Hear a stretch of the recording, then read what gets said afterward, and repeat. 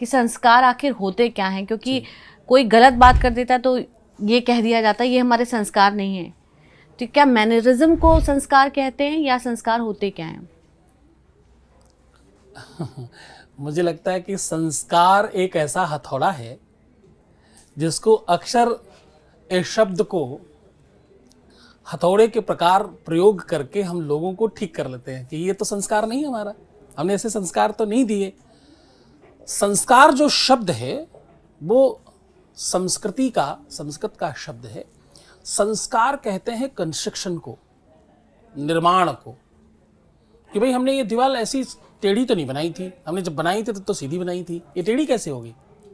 तो कोई लोड पड़ रहा है क्या, कहीं कुछ गड़बड़ हो रहा है क्या, कैसे टेढ़ी हो गई?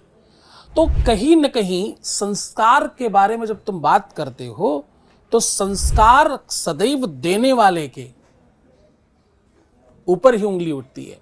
संस्कार वो कंस्ट्रक्शन है जिसमें ये सिखाया जाता है what to do, how to do, when to do, where to do, कब करें, कितना करें, कैसे करें, क्या नहीं करें, किस तरह रहें। वो जो मैनेजमेंट है लाइफ का, बस वही संस्कार है। संस्कार वो मैनेजमेंट है पारिवारिक, वो परिवार का स्ट्रक्चर है जिसको हमने देख देख कर, सुन सुन कर, समझ समझ कर आगे बढ़े हैं हम, वही संस्कार है। आपका रोज के रोज कंस्ट्रक्शन होता है। जब आप छोटे थे तो आपको यह भी नहीं पता था कि पानी को क्या कहते हैं। आप जब छोटे थे तो आप पानी को क्या बोलते वो भी नहीं पता था।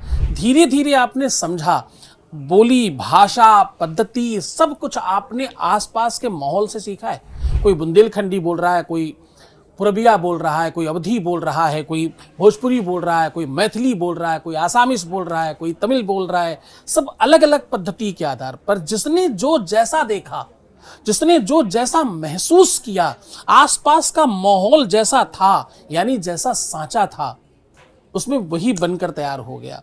अभी मैं कोई रील देख रहा था, उसमें देखा कि तरबूज जो हम गोल देखा करते थे, अब वो क्या करते हैं, छोटे से तरबूज को एक सांचे में पहले से ही डाल दिया और उसको बंद कर दिया। अब तरबूज जब खुलेगा, बड़ा होगा, तो उसको जगह ही नहीं मिलेगी इधर उधर जाने की। तो अब तरबूज गोल नहीं होकर चौकोर निकलेगा, यानी अगली बार जब काटना होगा तो उसका वेस्टेज कम निकलेगा। सीधे सीधे चौकोर चौकोर पीसेस निकाल लेंगे ताकि स्लाइस अच्छे दिखाई पड़े।